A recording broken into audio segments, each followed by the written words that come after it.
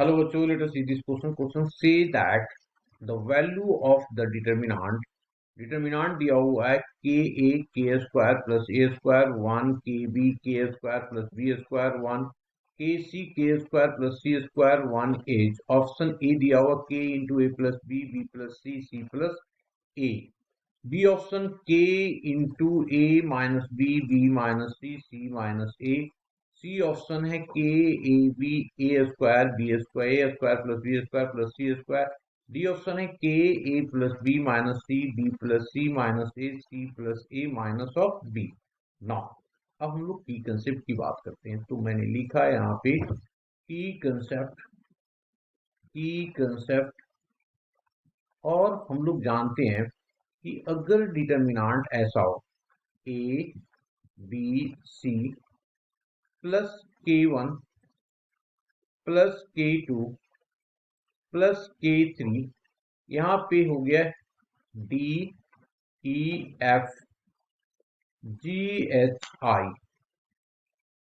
तो हम लोग इसको लिख सकते हैं दो डिटर्मिनांट बना करके ए बी सी, यहाँ हो जाएगा डी ई एफ, ये जी एच आई, और दूसरा डिटर्मिनांट होगा हमारे पास k1 k2 एंड k3, ये हो गया D E F G H आई।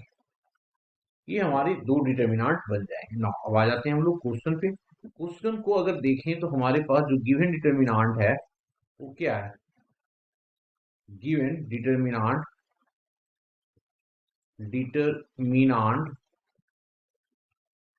क्या है जी हमारे पास?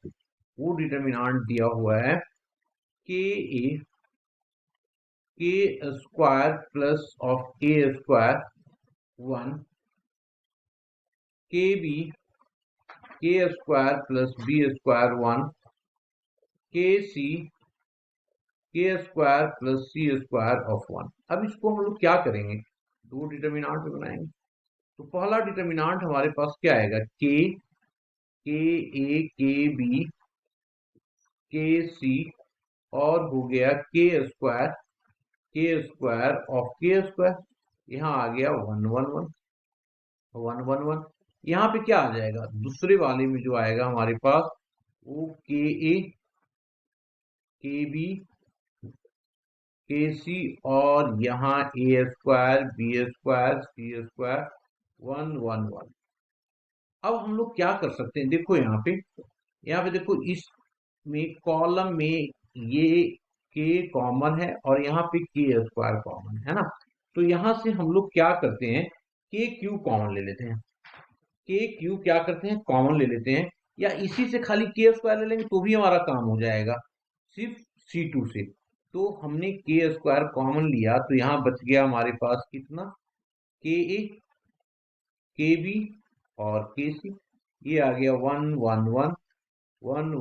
हम लोग क्या जानते हैं कि अगर दो रो या दो कॉलम आइडेंटिकल हो जाता है तो उसकी डिटर्मिनांट की वैल्यू 0 होती है।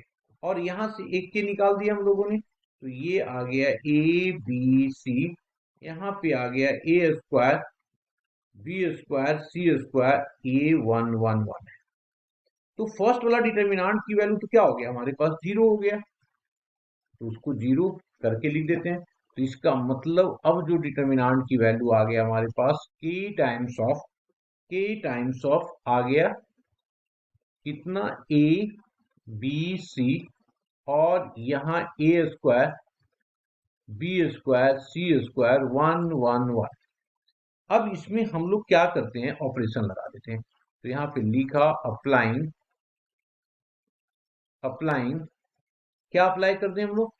R1 पे लगाया हम लोगों ने R1 minus of R2, and R2 पे लगाया हम लोगों ने R2 माइनस ऑफ R3। तो ये क्या बन जाएगा? K तो बाहर है ही हमारे पास, ये हो जाएगा A माइनस बी, ये हो गया a square minus of b square, ये तो 0 हो जाएगा। ये हो गया बी माइनस सी, ये हो गया बी स्क्वायर माइनस सी, ये 0, ये सी स्क्वायर ऑफ 1। तो इसमें देखो a माइनस बी और a माइनस बी फैक्टर तो बाहर निकल जाएगा, सेकेंड रो में b माइनस सी है वो बाहर निकल जाएगा। तो दोनों को सबसे पहले हम लोग क्या करते हैं, बाहर निकालते हैं। तो ये आ गया k, यहां से a माइनस बी और b माइनस सी, डिटर्मिनांट बन गया 1 1 सी, यहाँ बचेगा a प्लस बी, यहाँ बचेगा b plus C, 0 0 C square of 1।